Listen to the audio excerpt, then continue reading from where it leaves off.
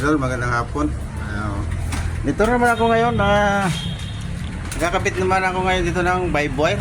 Ayan o, idol. Ayan o, ginagkabit na kami pero kulang pa yan kasi alas 5 na.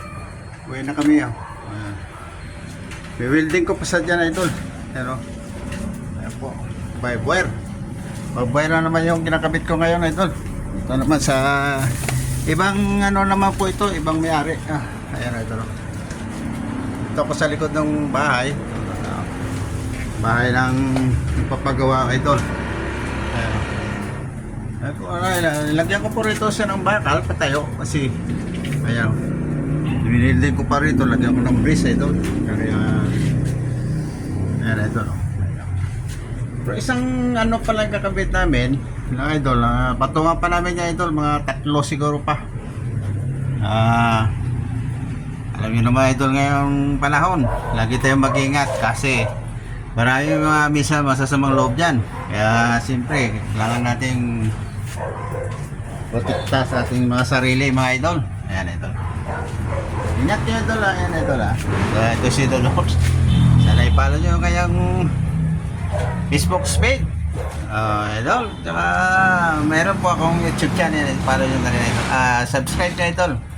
Sa mga Ilonggo pa mayang hapon sa inyo tanan mga idol. Kasama kayo na sanang parang mundo. Shoutout sa inyo lahat idol. Magandang hapon. Yan idol, tinan nyo. I-vlog ko kasi puro halaman dito eh. Idol. Mahaba-haba rin sa ito. Si idol dito.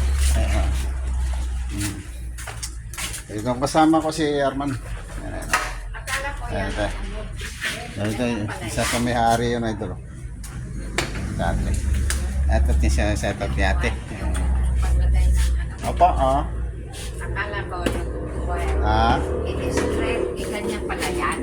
Oo, ganyan lang yan kasi sabi ni ma'am, wag na straight, ganyan daw yan. Ganyan lang. Parang ganon. Oo. Naman, para hindi makapasok dyan. Para sigurado. Oo. Hanggang taas. Oo nga. So, hanggang dito lang. Maraming salamat. God bless.